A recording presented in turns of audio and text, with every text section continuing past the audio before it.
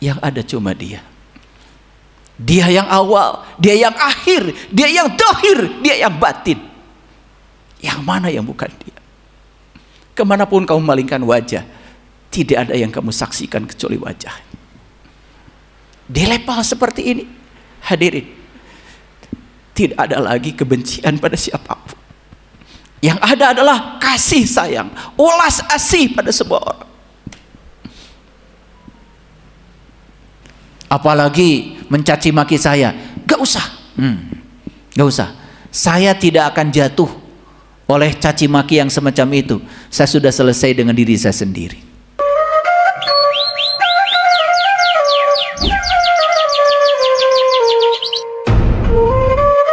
Bismillahirrahmanirrahim. Assalamualaikum warahmatullahi wabarakatuh. Salam sejahtera untuk kita semua. Om Swastiastu, Namo Buddhaya, salam kebajikan, Sampurasun. Rahayu Sagung Dumadi. Semoga seluruh makhluk hidup di semesta ini, baik yang kelihatan maupun yang tidak kelihatan, di setiap ruang dan waktu, di semua tingkatan, senantiasa hidup berbahagia dan bebas dari segala penderitaan. Yakinkan diri kita mulai saat ini menjadi sumber cinta, sumber sukacita, sumber kebahagiaan, sumber keberkahan bagi semua makhluk dimanapun mereka berada. Jangan ada yang berkurang lagi kebahagiaannya bertemu dengan kita. Tidak boleh lagi ada makhluk yang terluka ketika berinteraksi dengan kita.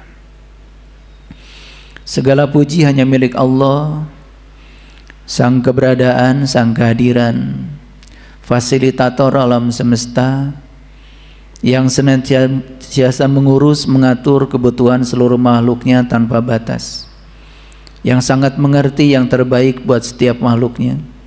Dia tidak selalu memenuhi segala keinginan kita, tetapi pastikan bahwa Dia selalu memenuhi kebutuhan kita. Kita puji Dia dengan membaca hamdalah. Alhamdulillahirabbil alamin. Mari kita rasakan kehadirannya dalam diri kita. Jangan pernah ada ilusi keterpisahan kita dengan Dia, karena kita adalah bagian dari dirinya. Kita ini adalah anak-anak semesta yang tidak terpisah dari dirinya. Dia senantiasa mengurus dan mengatur semua kebutuhan kita. Bahkan sekarang pun Dia hadir dalam diri kita sebagai daya kehidupan yang memberikan tubuh kita memiliki daya, memiliki harisma. Kita mohon ridho dan berkahnya, seraya memulai kajian ini dengan membaca basmalah. Bismillahirrahmanirrahim.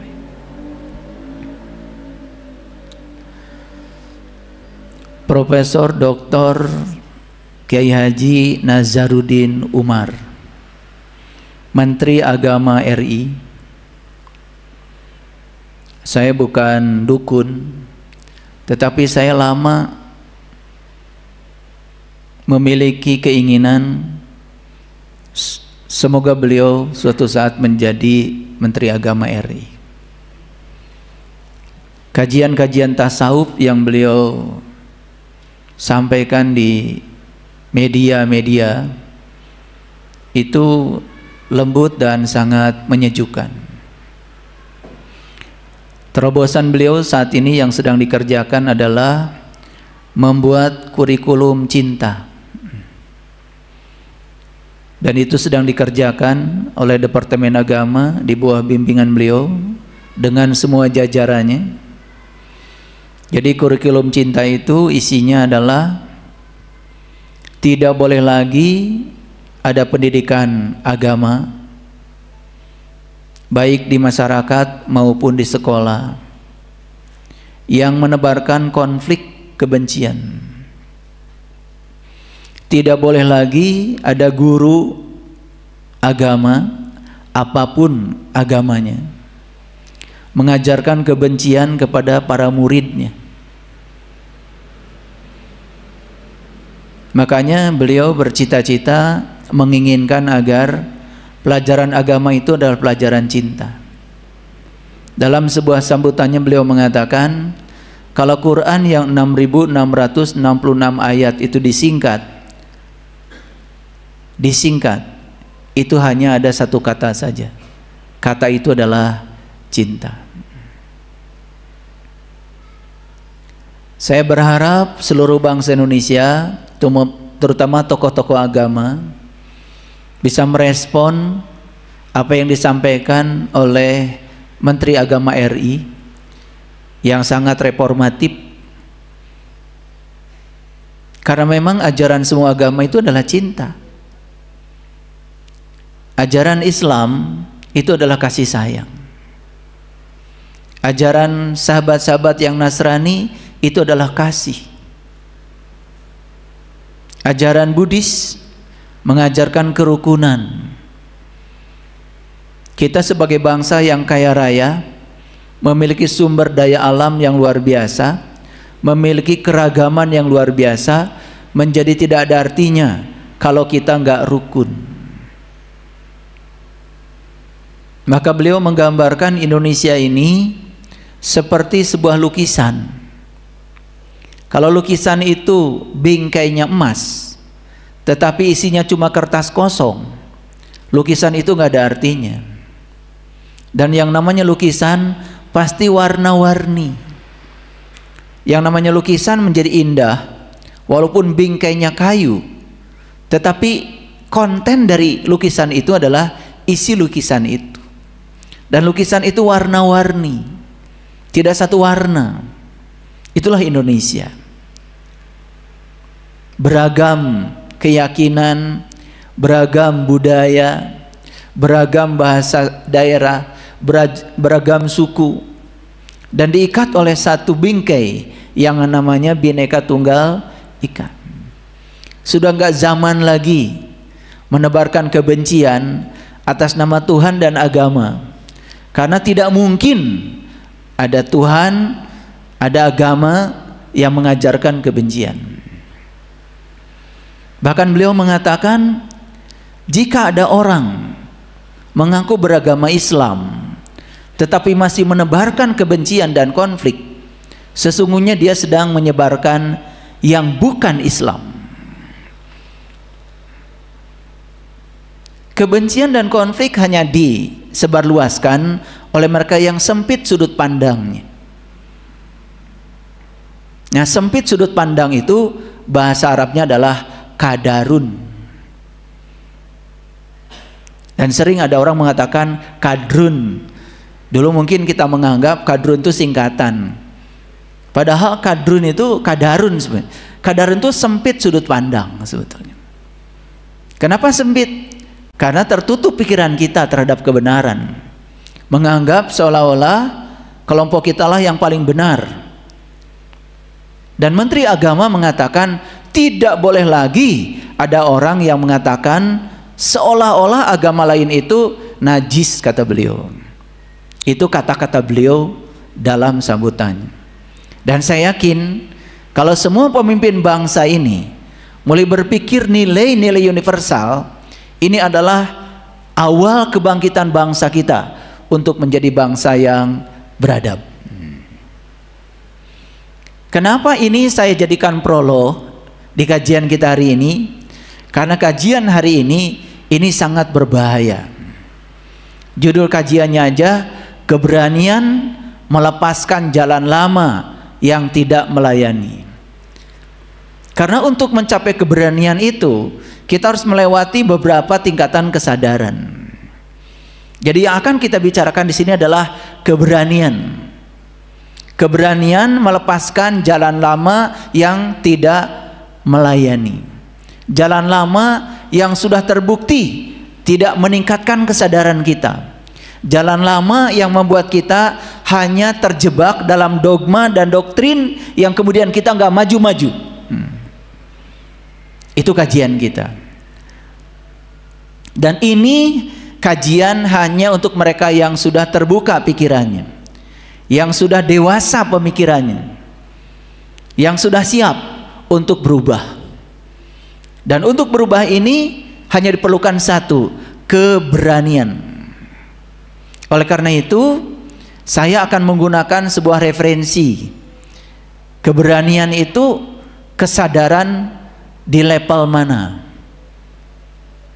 Saya akan menggunakan referensi dari seorang ilmuwan namanya David Hawkins. Beliau adalah seorang neuroscience, orang yang bergerak di bidang sains tapi fokus pada neuro. Neuro itu berhubungan dengan mental, berhubungan dengan otak. Kalau menggunakan referensi dari skala kesadaran David Hawkins, di situ ada ya, ada 20, ada nilai kesadaran 20, ada nilai kesadaran 30, ada 50, ada 75, ada 100. 100 itu ketakutan, ya, ketakutan.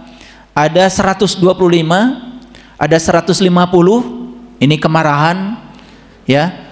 Ada 175, ada 200. Nah, 200 itu courage. Itu namanya keberanian.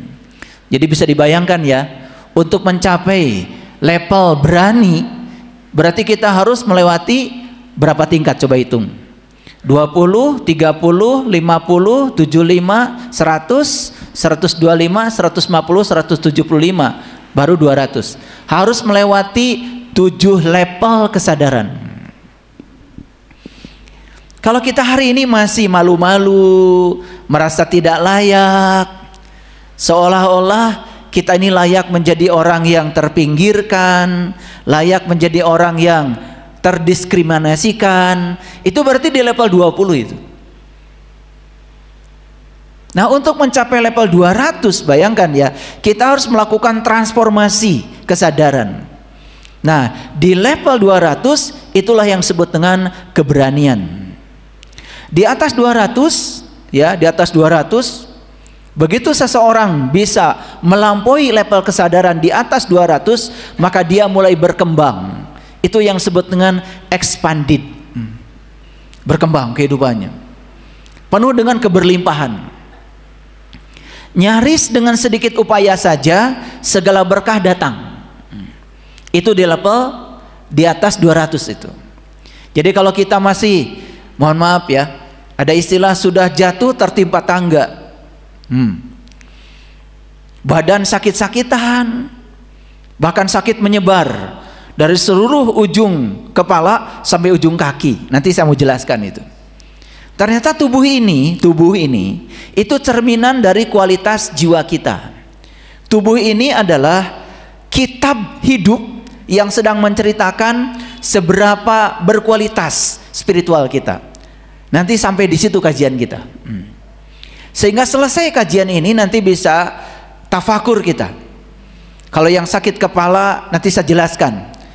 Spiritualnya berarti begini. Yang sakitnya di dada, ya, apalagi sudah tingkatannya bengek gitu, ya, napas pendek, ini saya jelaskan. Ternyata tubuh ini adalah indikator. Tubuh ini adalah alat komunikasi antara kita dengan Tuhan.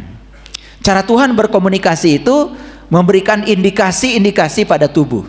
Jadi sakit bagi orang yang sadar bukan sekedar fenomena fisik, tapi sakit itu adalah ya sarana untuk berkomunikasi kita dengan Tuhan, karena Tuhan sedang mengingatkan ada sesuatu yang salah dalam diri kita, ada sesuatu yang harus diperbaiki oleh kita.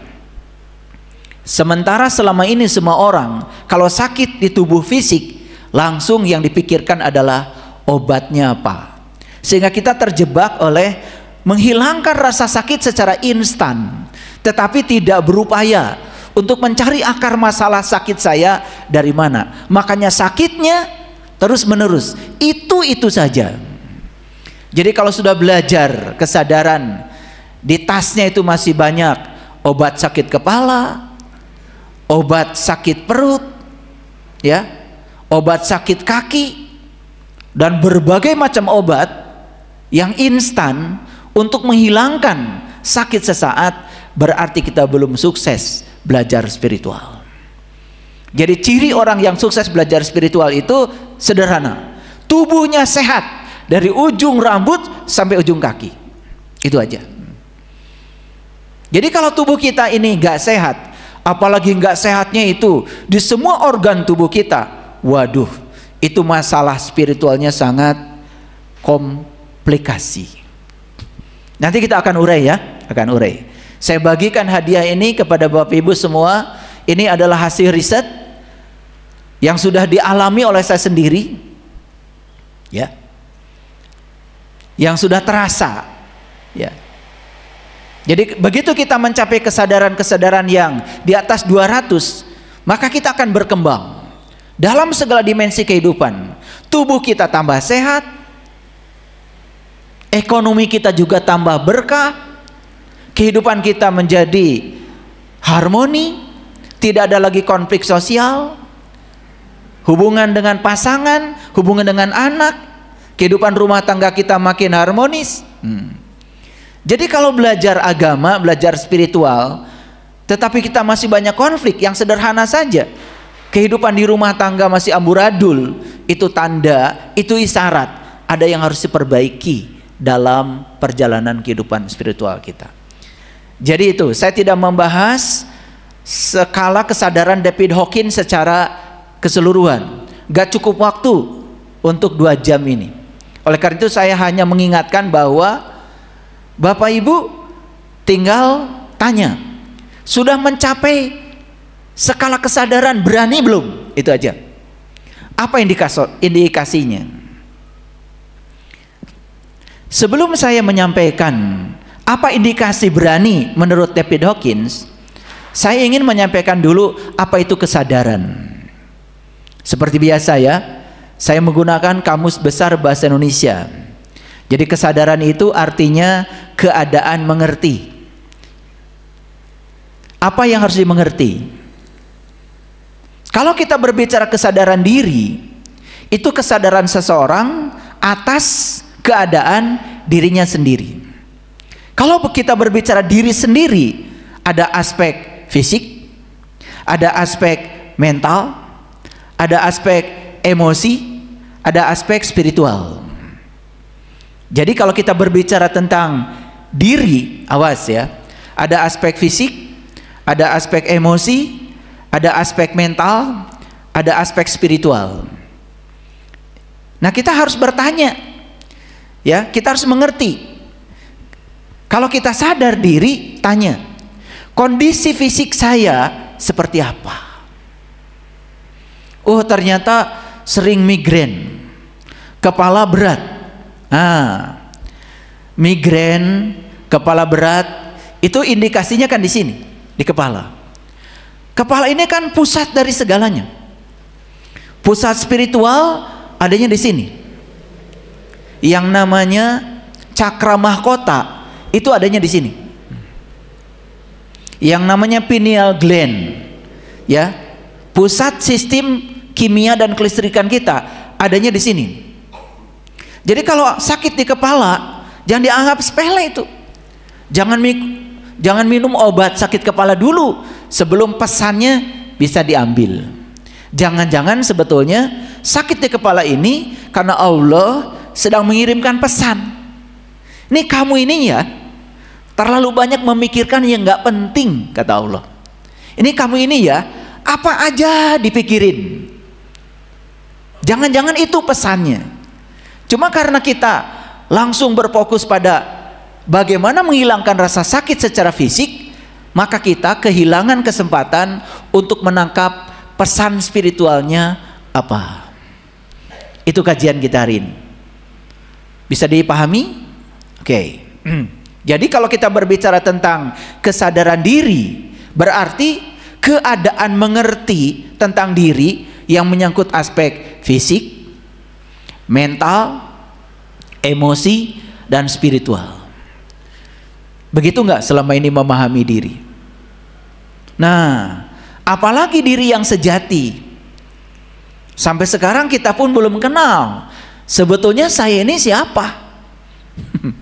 Saya ini berasal dari mana? Kalau sudah selesai kehidupan saya di sini, terus saya pulangnya mau kemana? Jalannya lewat mana? Masih banyak yang bingung itu. Padahal sudah beragama puluhan tahun, sudah hidup puluhan tahun di semesta ini. Karena apa? Entah apa yang kita cari. Yang kita cari adalah sesuatu yang tidak ada. Bahkan yang ada semua dilupakan. Ini orang-orang serakah itu. Orang serakah itu selalu berpikir yang tidak ada, yang ada dilupakan. Itu makanan di meja sudah segala ada, dia mikir yang tidak ada. Makanya dunia ini tidak akan cukup buat satu orang yang serakah. Tetapi dunia ini selalu cukup buat 8 miliar penduduk bumi yang bersyukur. Cukup. Tetapi kita juga tidak mengerti syukur itu apa. Ya, taunya syukuran aja. Kalau kita dapat yang diinginkan, diundang tetangga makan-makan, namanya syukuran, kan gitu. Kadang-kadang karab-karaban sedikit. Kalau ditanya apa judulnya acara ini, tasyakur binikmah. Syukur nggak ngerti, nikmat nggak ngerti. Taunya yang namanya nikmat itu, saya senang karena saya mendapatkan yang saya ingin. Begitu? Makanya saya sedih ketika mendapatkan yang tidak saya ingin. Kalau hidup masih seperti itu belum syukur. Artinya masih ada penolakan dalam diri kita. Padahal hidup tidak selalu mendapatkan yang kita ingin. Ciri orang yang bersyukur itu sudah selesai dengan dirinya sendiri. Dapat yang dia ingin, dapat yang tidak dia ingin, dia berada dalam damai yang sama.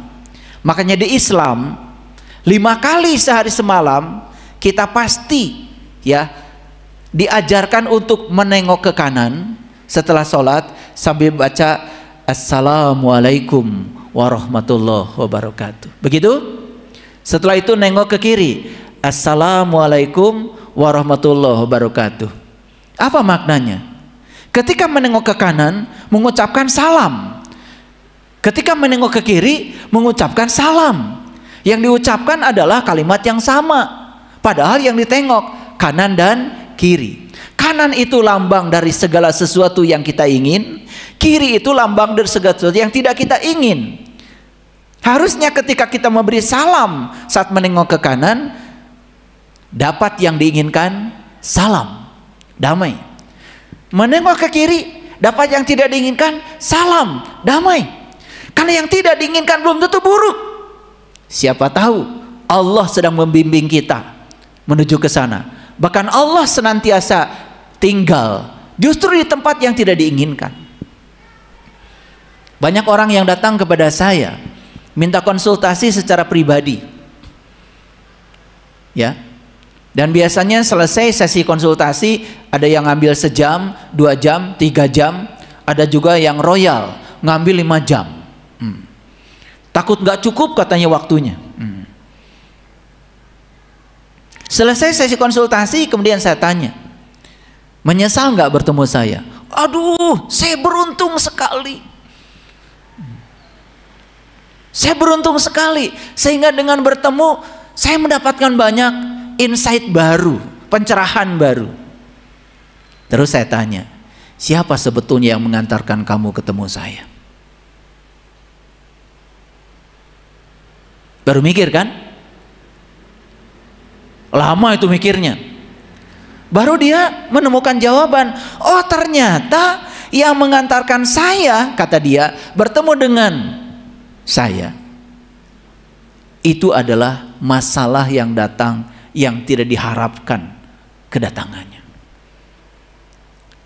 Akhirnya saya bilang, berarti sebetulnya kamu ini ya diantarkan oleh siapa? Kan diantarkan oleh segala peristiwa yang tidak kamu inginkan. Dan kalau kamu tidak mendapatkan itu, kamu gak ketemu saya. Baru paham? Baru paham? Makanya kita ini kadang-kadang kan sholat juga cuma formalitas aja. Assalamualaikum warahmatullahi wabarakatuh. Assalamualaikum. Gitu aja. Betul nggak? Tidak ada kesadaran. Mungkin baru hari ini dengar saya bicara begini ya, baru sadar. Oh, bertahun-tahun saya salam ke kanan dan ke kiri, baru ngerti hari ini ternyata. Karena kita melakukan itu semuanya nyaris tanpa kesadaran. Makanya saya menawarkan jalan baru hari ini, jalan baru. Kalau selama ini syahadat kita hanya puas di ucapan dan hanya bersaksi di ucapan, cobalah tempuh jalan baru. Karena syahadat itu adalah pengalaman spiritual. Syahadat itu adalah penyaksian. Tidak mungkin kita bersaksi tanpa menyaksikan. Kalau kita bersaksi tanpa menyaksikan, itu namanya saksi palsu. Kalau kita sadar itu jalan lama yang tidak melayani, ubah syahadat kita ke jalan baru yang bisa membawa kita pada reformasi spiritual yang membuat kita mengalami transformasi kesadaran. Saya sudah sholat, yes, tapi sholat hanya mengingat bacaan, bukan mengingat Tuhan. Padahal perintahnya di Quran, aqimis sholat li zikri. Bahkan dikatakan di Quran surat Toha ayat 14, fa'budni wa aqimis sholat li zikri. Sembahlah aku dan dirikanlah sholat untuk mengingat aku. Kita itu dikatakan telah menyembah aku kalau selama sholat mengingat aku. Terus aku yang mana? Yang mana yang harus diingat? Apakah aku itu adalah A, K, U? Itu aku? Bukan. Itu kan hanya tulisan aku. Allah itu bukan alif lam lam ha. Itu tulisan nama Allah, bukan Allah. Itu jalan lama. Kalau kita berada di jalan lama yang tidak menguntungkan, di jalan lama yang tidak melayani, yuk kita ubah ke jalan baru. Tetapi satu, kita perlu keberanian untuk memasuki itu. Berani apa tidak? Nah, nanti kita cek ya, sudah sampai nggak di kesadaran berani itu. Jadi kalau mengatakan berani menggunakan persepsi pribadi, mungkin sudah berani ya. Tetapi nanti cek, apakah beraninya Bapak Ibu cocok dengan indikator yang disampaikan oleh kesadaran David Hawkins atau tidak? Ini kajian saintifik ya. Ini hanya untuk orang-orang yang mau berpikir. Ya. Untuk yang malas berpikir, ya. Udah, di skip aja. Jangan dengar kajian saya. Apalagi mencaci maki saya. Gak usah. Gak usah. Saya tidak akan jatuh oleh caci maki yang semacam itu. Saya sudah selesai dengan diri saya sendiri. Lanjut dulu. Syahadat sudah, tetapi hanya di level kata-kata. Sholat sudah, tapi hanya melakukan tindakan harian yang rutin tanpa mengubah diri kita. Itu jalan lama. Berani nggak mengubah ke jalan baru? Zakat sudah, alhamdulillah, ya. Zakat mal sudah, zakat fitrah sudah, tapi zakatnya baru di level harta. Ingat ya, zakat yang di level harta itu sebetulnya hanya belajar melepaskan ikatan jiwa pada harta. Hanya melepaskan ikatan jiwa pada harta. Zakat sendiri arti yang sebenarnya adalah bersuci. Dan bersuci di level jiwa sebetulnya saat dimana kita bisa menerima yang tidak kita inginkan. Sama damainya dengan menerima yang kita inginkan. Itu tanda jiwanya sudah suci. Puasa sudah? Sudah. Alhamdulillah ya. Sudah dipindahkan makan ya. Biasanya makan siang, sekarang makannya jadi malam. Gimana makan malamnya berkurang? Oh, nambah ya. Nafsu makannya sudah mulai berkurang. Ini sudah hari ke-20 loh. Saya mau nanya, bagaimana kesehatan tambah bugar? Darah tingginya berkurang, gula darah berkurang, kolesterol sudah berkurang, migrain, sakit kepala berkurang. Kalau sudah 20 hari puasa tidak menambah sehat tubuhnya, salah berarti puasanya. Padahal dalam hadis Nabi Muhammad bersabda, sumu tahsihu, berpuasalah kamu supaya kamu sehat. Nabi lu yang bilang begitu. Jadi puasa itu kata Nabi supaya kamu sehat. Jadi yang dikatakan puasa oleh Nabi itu cuma dua, puasa sehat. Jadi artinya siapapun yang puasa harusnya sehat. Ada yang migrain nggak sekarang?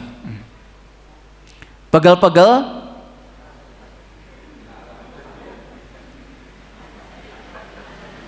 Lemes? Ya gimana nggak lemes? Habis makan 1 piring setengah bola, pagi-pagi tadi sahur langsung tidur.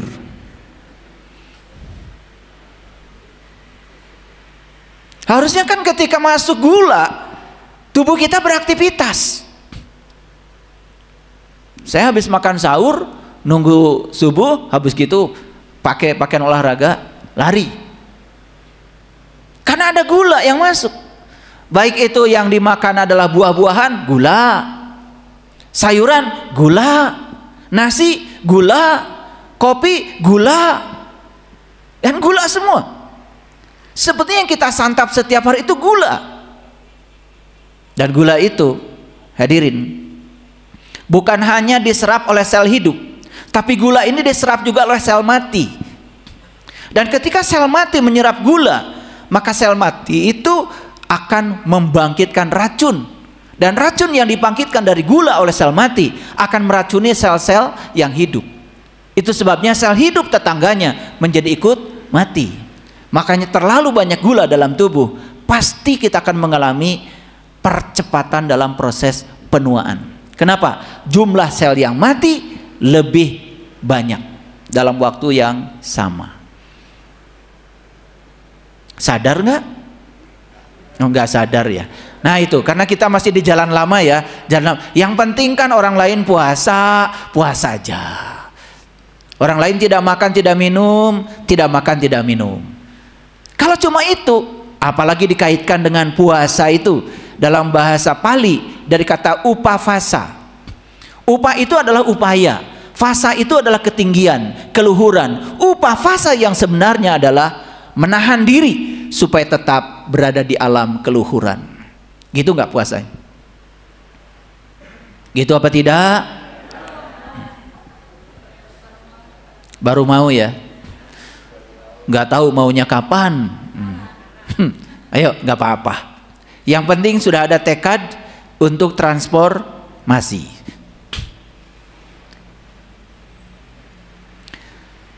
Kenapa kita harus sadar? Karena kesadaran menentukan cara kita memandang realitas. Dan semua sumber penderitaan manusia berasal dari kegagalan memandang realitas. Pola pikir yang salah, cara memandang yang salah, pemaknaan terhadap situasi yang salah. Itu yang membuat seseorang menjadi menderita.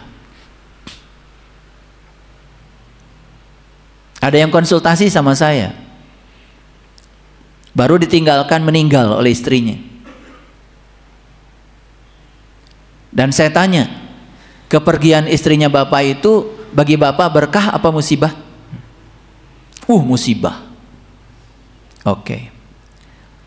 Bukankah Pak, istri bapak dijemput oleh Allah, disuruh pulang kepada Allah, ke tempat asalnya?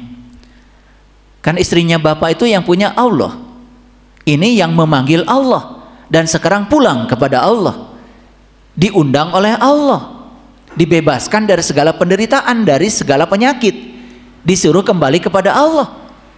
Dari sudut pandang Allah, itu berkah apa musibah? Berkah kan? Gara-gara istri bapak meninggal, bapak stres kan? Gara-gara stres, bapak ketemu saya. Dan kalau tidak meninggal istrinya, belum tentu bapak ketemu saya. Bagus nggak Pak meninggal istri? Baru bisa melihat bahwa semua yang dilakukan Allah, semua yang terjadi, semua realitas itu ternyata tidak ada yang buruk. Baik dan buruk itu adalah tergantung kesadaran dan keluasan pengetahuan kita. Nah, hadirin, persepsi, keyakinan, pola pikir, dan nilai-nilai yang kita pegang saat ini, itu adalah buah dari kesadaran. Ulangi ya, persepsi, keyakinan, pola pikir, dan nilai-nilai yang kita pegang saat ini merupakan buah dari kesadaran yang dijalani. Bayangkan ketika kita tidak menjalani kesadaran yang tinggi, berarti persepsi, keyakinan, pola pikir, dan nilai-nilai yang kita pegang semua berada di frekuensi rendah. Ingat ya, hukum tarik menarik. Hukum tarik menarik. Persepsi yang rendah, keyakinan di frekuensi rendah, pola pikir yang rendah, nilai-nilai diri yang rendah, itu akan menarik semua yang rendah. Itu yang oleh David Hawkins disebut contracted. Nah, kalau kita lihat gambar yang tadi kan, ya, lihat ini gambarnya ya. Dari 200 ke atas itu expanded, tapi dari 200 ke bawah contracted.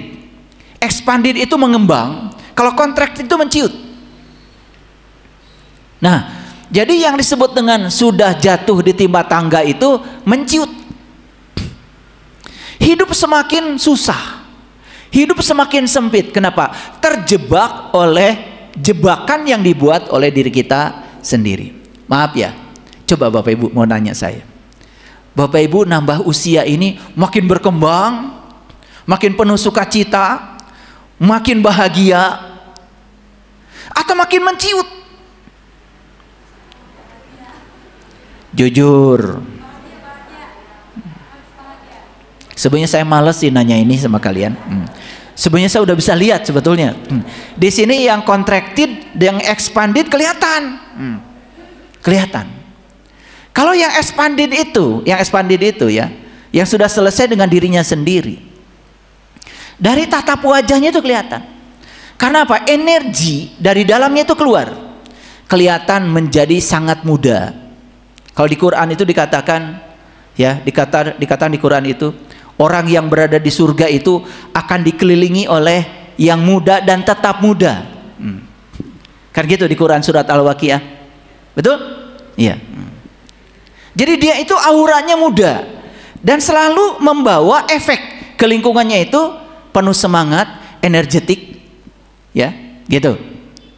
Bahkan orang yang seperti ini, ya, sudah tidak pernah mengeluhkan itu, mengeluhkan ini, udah nggak ada curhat-curhatan lagi, udah selesai dengan dirinya sendiri. Itu yang expanded itu seperti itu.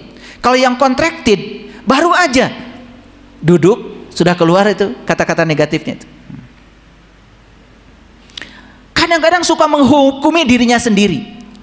Dia mengatakan, saya ini sedang susah, saya ini sedang sakit, saya ini sedang hidup dengan penuh dengan penderitaan. Bahkan penderitaan itu didagangkan. Itu contracted. Dia sedang menarik segala hal yang akan menyusahkan dirinya sendiri. Like attracts like. Ulangi ya, ulangi. Kira-kira sudah di 200 belum nih? Sudah 200? Ya kalau expanded belum, paling tidak 200 aja dulu. Itu udah bagus. Karena expanded itu sudah joy, sudah love. Hidupnya itu sudah penuh dengan sukacita. Apapun yang terjadi. Karena dia sudah menemukan kesadaran diri. Sudah menemukan yang paling besar dalam dirinya.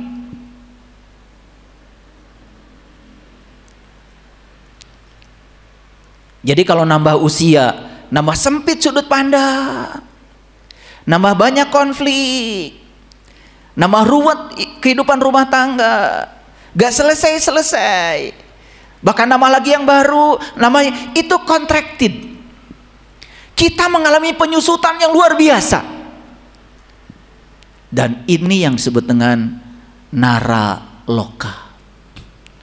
Jadi nara loka itu contracted, sedangkan expanded itu disebut dengan suwarga loka. Jadi surga dan neraka itu soal kesadaran saja sebetulnya.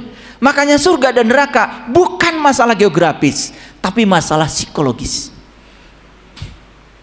Oke, agak lama saya di sini ya. Baik, lanjut dulu. Nah, oleh karena itu yang dibutuhkan oleh kita sekarang adalah pergeseran kesadaran. Apa? Pergeseran kesadaran itu, kesadaran itu bergeser.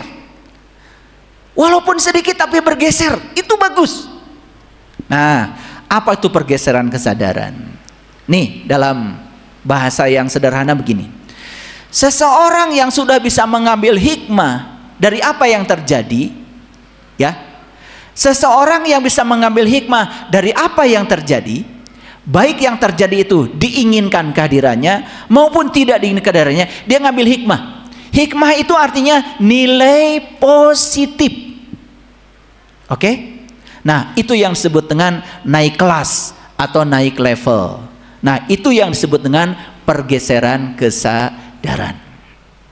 Bapak Ibu, jujur ya, kalau ada sesuatu yang terjadi, baik itu sakit atau usaha tidak lancar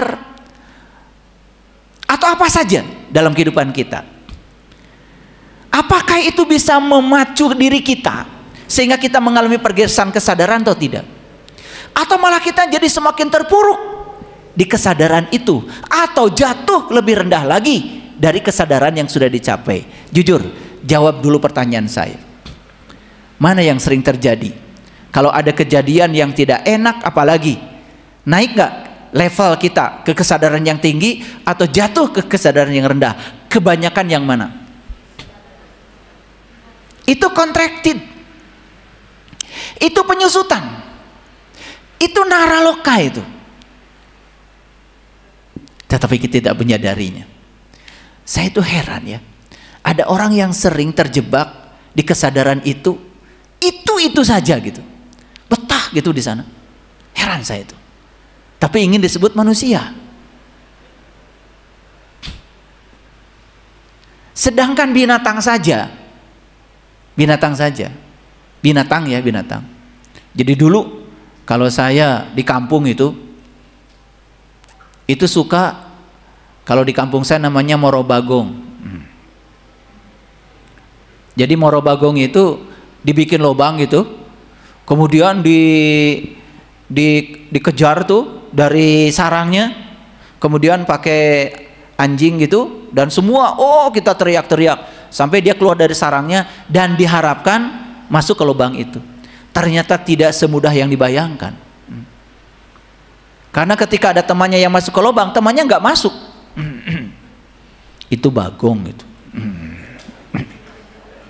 Saya cerita bagong loh.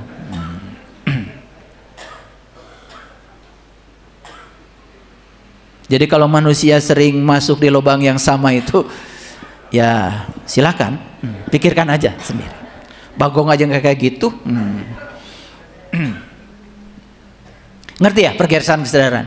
Jujur sekarang, apakah setiap ada peristiwa kita bisa menangkap hikmahnya? Bisa? Oke. Kalau setiap peristiwa sekecil apapun kita bisa mengambil hikmahnya. Oh, ini pesan spiritualnya dari semesta. Oh, ini yang harus saya ubah. Langsung saat itu diubah. Itulah yang disebut dengan pergeseran kesadaran. Gitu nggak hidup kita?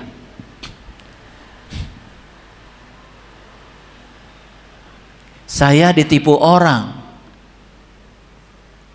Kalau masih bisa ditipu kan artinya pesannya saya masih bodoh.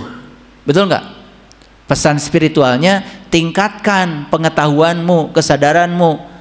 Karena kalau kamu bisa meningkatkan kesadaran, maka kamu tidak akan ketipu lagi. Tetapi ketipu lagi. Kenapa? Karena hikmah di balik tipuan yang pertama belum nyampe di sini. Makanya ketika kita mendapatkan yang tidak kita suka dalam hidup, lihat polanya. Yang tidak disuka itu akan datang berulang-ulang sampai kita bisa menemukan hikmah. Saat menemukan hikmah, naik level kesadaran, itu yang disebut dengan pergeseran kesadaran. Clear sampai sini? Pelan-pelan ya ngajinya, pelan-pelan. Saya sengaja berstruktur ngasih pelajarannya supaya masuk. Gak perlu sekolah tinggi dengarkan ceramah saya. Ini ceramah bisa meliputi yang sekolah SD sampai S3. Bisa. Yang penting syaratnya satu, bisa membuka diri. Gitu. Walaupun sekolah tinggi tapi merasa paling benar, tidak mau mendengarkan orang lain, kata Quran, dia tertutup dari segala hidayah. Tapi kalau sekolahnya rendah tapi mau memasang telinganya untuk mendengar, dia memiliki potensi untuk terbuka pintu hidayah. Oke, baik, teruskan dulu ya. Pergeseran kesadaran akan membawa pencerahan baru. Setuju? Jadi begitu kita ngambil hikmah, asalnya penilaian kita buruk berubah menjadi baik. Karena kita sudah bisa mengambil hikmahnya. Jadi orang yang semacam ini tidak pernah menyalahkan situasi di luar. Pencerahan baru ini akan bisa melepaskan diri dari kesadaran lama. Jadi kesadaran lamanya selamat tinggal, memasuki kesadaran baru. Nah, masuk kesadaran baru apabila kita sudah mengalami pergeseran kesadaran. Syaratnya apa tadi? Syaratnya apa? Bisa mengambil hikmah. Baru aja dijelaskan. Ini kadang-kadang harus saya ulang-ulang ya. Kadang-kadang pengen nyubit saya sama kalian itu. Nah, pelajaran baru ini akan membawa kita pada perubahan sikap, sehingga sikap kita lebih mendewasa walaupun sedikit. Paham sampai sini? Oke, baik, kita lanjutkan dulu. Nah, saya tadi nyinggung sedikit tentang sholat. Di jalan lama, ini jalan lama, banyak gak orang yang sholat tapi tidak mengubah perilakunya? Banyak gak? Siapa diantaranya? Nah, gitu. Jangan nuduh-nuduh orang. Kalau ngaji itu kesini ya, jangan nuduh-nuduh orang. Habis sholat masih membicarakan keburukan orang. Ada nggak yang kayak gitu? Ada. Habis sholat marah-marah sama anak. Ada nggak gitu? Habis sholat marah-marah sama suami. Padahal baru sholat subuh itu. Ada nggak yang kayak gitu? Ada ya, ada ya. Habis sholat isya mau tidur berantem. Ada nggak? Ada. Makanya kan ada banyak riset sekarang. Riset yang satu dengan yang lain sangat kontradiktif. Salah satu riset yang dipublish baru-baru ini, Indonesia ini masyarakatnya terkenal dengan masyarakat yang sangat religius. Agama merupakan faktor utama kehidupan sehari-hari.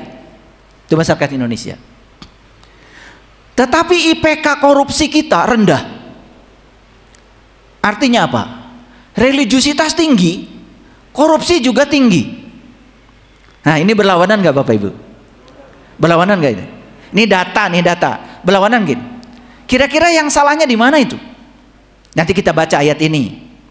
Saya menyampaikan data supaya ayat ini gampang dipahami. Lanjut. Sering nggak mendengar berita-berita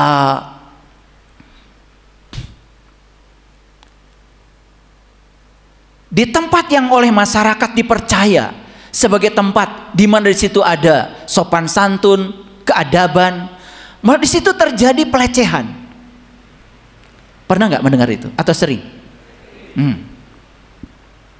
Padahal religiusitasnya tinggi. Dari mulai pakaiannya religius, bicaranya juga religius. Kalau bicara orang lain sedang berbicara, ada yang sedikit mengagetkan, subhanallah, gitu kan? Ya. Kalau sedikit-sedikit mengagetkan, masya Allah, gitu kan? Ya kan? Kalau ada orang yang sakit, syafakillah, gitu kan? Kalau ada yang ulang tahun, pi umrik, wih, itu kan? Luar biasa ya, sangat religius, bahasanya aja sangat religius. Dandanan religius. Tetapi kenapa di tempat-tempat yang religius ini malah korupsi sangat tinggi? Korupsi sampai mengakar, sampai ke level yang sangat bawah itu. Sogok menyogok. Bahkan itu sudah terang-terangan di muka umum.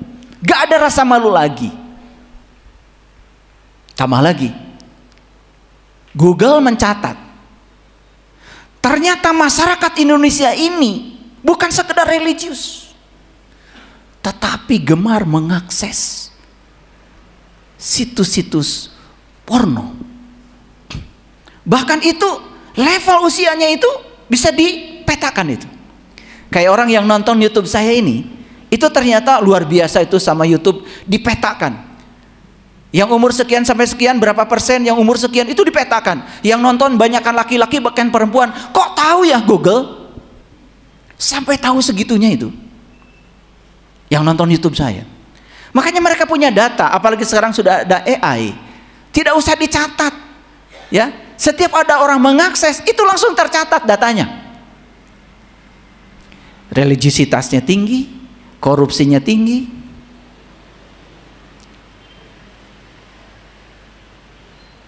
Kegemaran nonton film porno tinggi, akibatnya pikirannya menjadi porno, otaknya jadi porno, akibatnya menyalurkan itu secara tidak legal. Yang luar biasa, kita juga dapat peringkat hebat di dunia. Judi online kita tinggi, keren itu, luar biasa nggak? Nah, ini masalahnya di mana sebetulnya? Ini masalahnya di mana? Yuk kita baca ayat ini. Kita baca ayat ini. Baca ayat ini Bapak Ibu. Ya, lihat ayat ini. Ini Al-Ankabut yang ke-45. A'udzubillahi minasyaitonirrajim. Bismillahirrahmanirrahim. Saya bacakan bahasa Arabnya karena banyak orang yang ragu-ragu katanya saya ini tidak bisa bahasa Arab.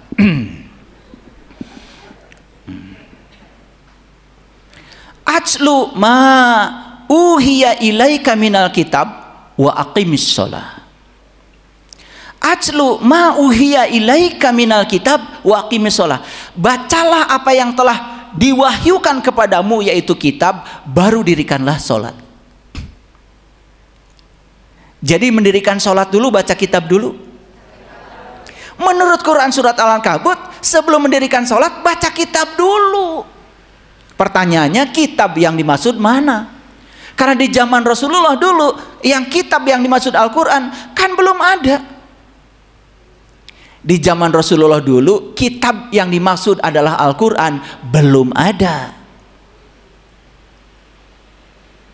Kan itu baru dibukukan setelah Khalifah Utsman. Itu jauh sepeninggal Rasulullah. Nah, kitab yang dibaca oleh para nabi, para rasul, para sunan, para wali, hadirin, itu bukan kitab yang tertulis. Kitab sejati disebutnya kalamullah. Kalam itu sifat, Allah itu zat. Jadi kalamullah itu siapa? Kalamullah itu Allah itu sendiri. Makanya Nabi Muhammad sebelum sholat, kan beliau juga Isra Mi'raj dulu. Jadi Isra Mi'raj itulah sarana di mana beliau bisa membaca kitab. Kitab yang beliau baca itu adalah kitab sejati yang ada dalam diri. Baca kitab dulu, mendirikan sholat dulu. Kata Quran, Ajlu ma uhiya ilaika minal kitab wa aqimis shalah. Bacalah apa yang diwahyukan kepadamu yaitu kitab, baru dirikanlah sholat. Kita semua mendirikan sholat dulu, baca kitabnya belum. Akibatnya apa? Akibatnya sholat kita, kata Quran, tidak bisa mencegah dari keji dan munkar. Lanjut dulu ayatnya. Inna sholata tanha anil fahsya'i wal munkar. Sesungguhnya sholat itu mencegah dari keji dan munkar. Yuk Bapak Ibu perhatikan saya. Kalau orang sholatnya itu diawali dengan membaca kitab, baru mendirikan sholat, maka sepanjang dia sholat, dia tidak mengingat apapun kecuali mengingat kitab yang dia baca itu. Itu yang disebut dengan aqimis sholat li zikri. Tidak ada yang dia ingat sepanjang sholat kecuali Allah. Dan ingatan kepada Allah sepanjang sholat dibawa ketika dia sudah selesai sholat. Makanya selesai dia sholat, tidak berani berbohong, tidak berani menipu, tidak berani menghujat, tidak berani merendahkan orang. Tidak ada. Tidak ada kebencian dalam dirinya. Harusnya begitu. Jujur, banyak gak orang habis sholat masih memiliki sifat-sifat keji dan munkar? Banyak apa banyak sekali? Ketemu nggak sekarang penyebabnya? Karena sholatnya tidak baca kitab dulu, nggak ngerti siapa yang harus dia ingat sepanjang sholat. Yang dia ingat sepanjang sholat adalah pikiran dan perasaannya sendiri. Ini Quran loh, ya, bukan kata Saiful Karim ya. Ini kata Quran. Ini saya tegaskan berulang-ulang. Karena kata Quran pun banyak yang plesetkan. Wah, itu kata Saiful. Itu pikirannya Saiful. Quran itu bagi saya adalah dasar primer yang utama. Hukum dasar. Makanya saya referensinya selalu Al-Quran. Karena Al-Quran adalah hukum dasar. Karena agama saya Islam. Islam ya agama saya.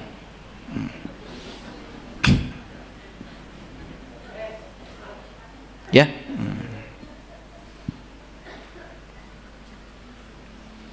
Jadi sekarang ada jawabannya. Kenapa banyak orang yang sholatnya tidak bisa mencegah keji dan munkar?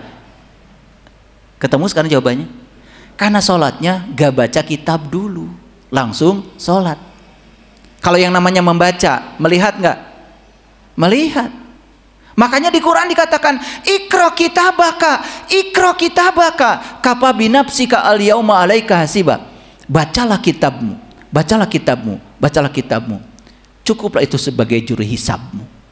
Jadi yang harus dibaca itu bukan kitab yang lain kecuali kitabmu, kitabmu, kitabmu.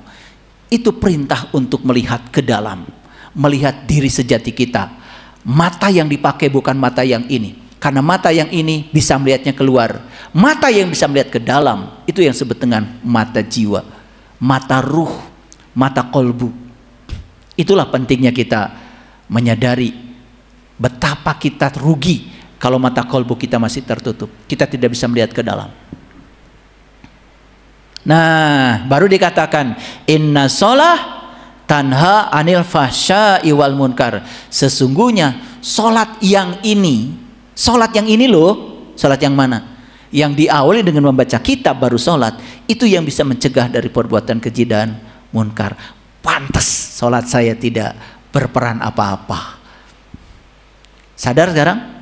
Itu jalan lama, makanya tempuh jalan baru. Nah, lalu Allah mengatakan wala zikrullahi akbar, dan sesungguhnya mengingat Allah itu sangat besar. Hadirin, tidak ada yang lebih besar di semesta ini kecuali mengingat Allah. Wala zikrullahi akbar, mengingat Allah itu sangat besar, kata Quran. Hebat ayat ini. Diawali dengan bacalah kitab, dirikanlah sholat. Kalau kamu sholatnya seperti itu, kamu akan terbebas dari keji dan munkar. Selanjutnya, mengingat Allah itu sangat besar. Wala zikrullahi akbar. Lagi sholat ingat sama Allah, habis sholat tetap ingat kepada Allah. Wala zikrullahi akbar. Bagaimana bisa bohong? Bagaimana bisa menyakiti orang lain? Hebat nggak Quran? Pernah nggak baca ayat ini? Kapan? Sekarang ya.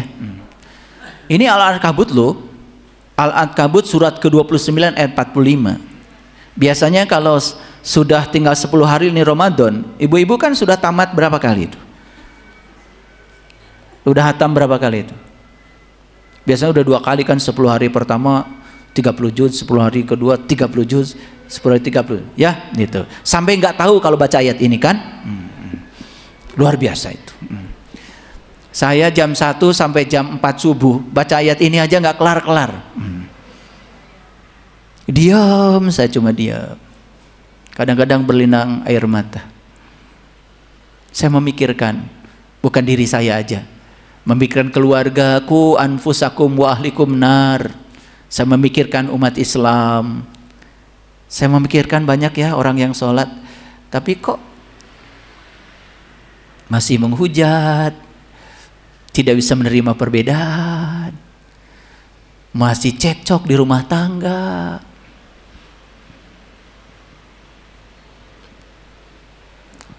Sedih loh, sedih. Makanya saya suka diam. Jika perlu saya berdoa. Tapi doa saya beda dengan Bapak Ibu. Ya. Saya tidak pernah merengek-rengek kepada Allah minta ini minta itu. Saya cuma mensyukuri aja apa yang ada. Meluapkan kegembiraan terhadap semua berkah yang sudah Allah berikan kepada saya. Itu aja. Jadi ada yang paling besar dalam hidup kita? Gak ada. Kata Allah, wala zikrullahi akbar, mengingat Allah itu paling besar. Bagaimana kita bisa ingat sama Allah? Tahu aja enggak. Padahal yang paling besar itu, betul enggak? Iya. Makanya jadinya apa ya? Nah itulah yang tadi ya. Jalan lama yang tidak melayani tadi itu, yang tidak memberikan kontribusi apa-apa, yuk tinggalkan. Tempuh jalan baru. Saya kasih tahu ya. Dalam hal berdoa aja Bapak Ibu. Ternyata bagi orang yang berkesadaran, doa itu bukan permintaan. Doa itu pengakuan. Makanya orang yang berkesadaran tidak pernah meminta, tapi dia mengakui segala berkah yang telah diberikan Allah. Itu yang namanya syukur. Karena tidak ada yang bisa melipat gandakan nikmat kecuali syukur. Coba sekarang Bapak Ibu, ketika sakit, daripada merengek-rengek minta sehat dan fokus pada sakit, lebih bagus terima kasih ya Allah, sekarang saya sudah sehat, padahal masih sakit. Tetapi seolah-olah sehat itu sudah milik kita. Mengakui itu jauh lebih cepat itu sehatnya daripada fokus pada sakit. Karena kemana pikiran diarahkan, ke situ energi mengalir. Paham? Ternyata doa itu bukan berharap, tapi doa itu adalah penyerahan diri. Perhatikan saya, ini banyak yang salah kaprah itu. Penyerahan diri bahasa Inggrisnya letting go. Ternyata penyerahan diri itu bukan menyerah kepada Allah karena kita putus asa terhadap kehidupan, bukan. Tapi menyerahkan diri kepada Allah karena kita yakin apapun yang dipilihkan Allah pasti itu yang terbaik buat kita, sekalipun kita tidak menginginkannya. Itu namanya letting go itu. Jadi penyerahan diri itu bukan peristiwa yang pasif, tapi penyerahan diri itu peristiwa yang aktif sebetulnya.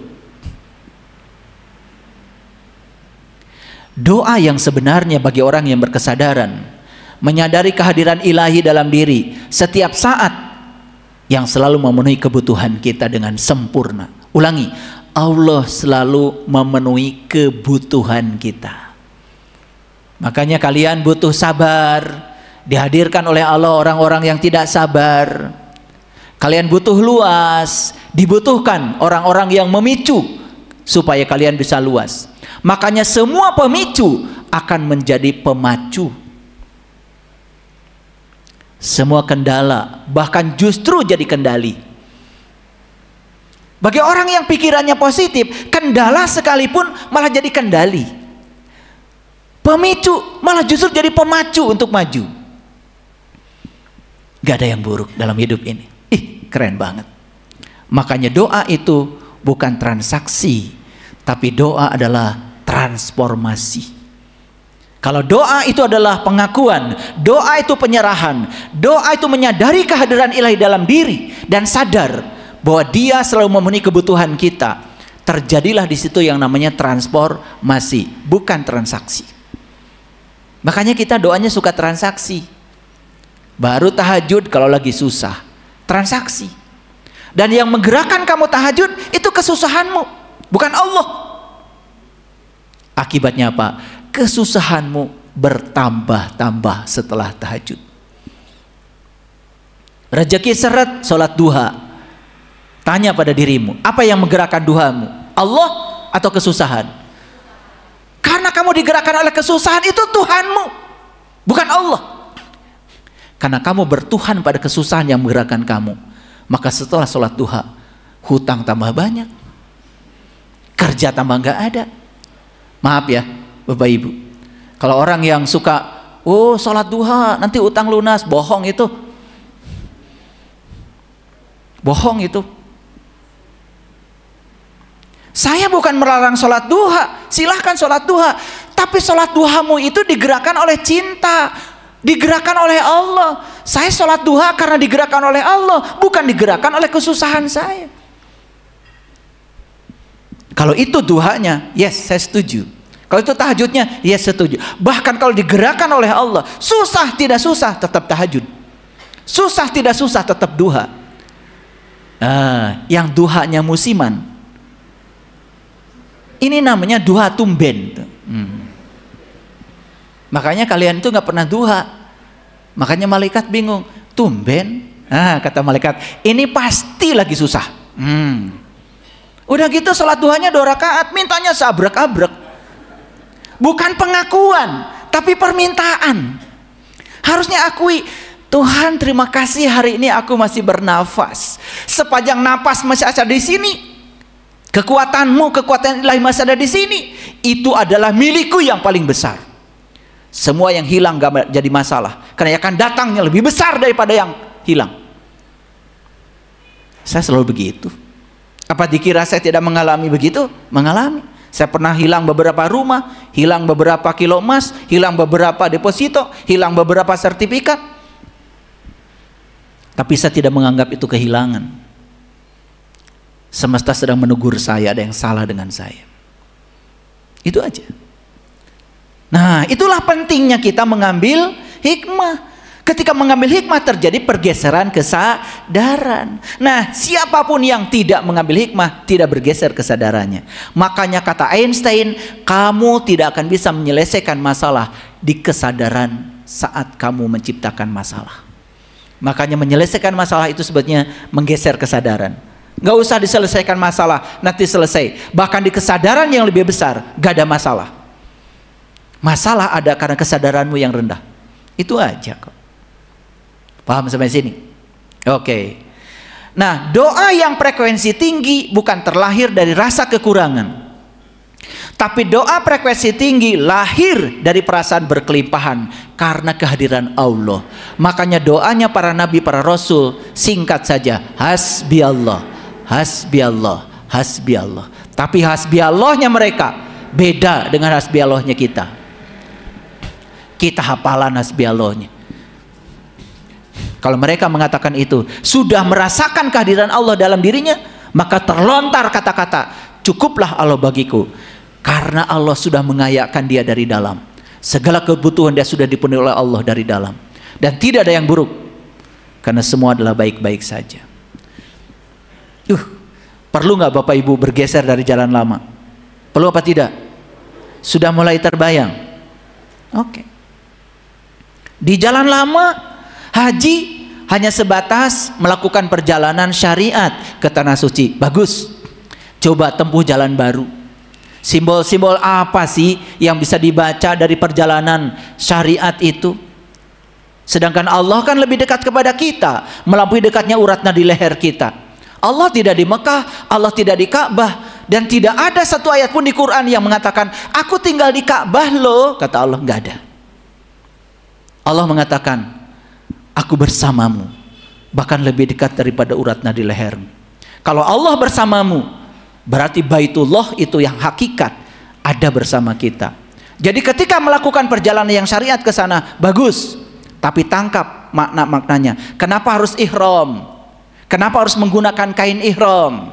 Kenapa harus tawaf 7 putaran? Kenapa harus sa'i 7 kali mondar-mandir Safa dan Marwah?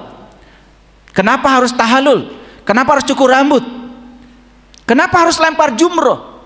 Kenapa 7 batu? Itu semua adalah syarat dengan makna dan simbol. Itu adalah simbol-simbol untuk perjalanan meniti ke dalam. Harusnya selesai perjalanan haji yang syariat, tempuh perjalanan haji yang torikot, yang hakikot, yang makrifat. Harusnya begitu, baru keren.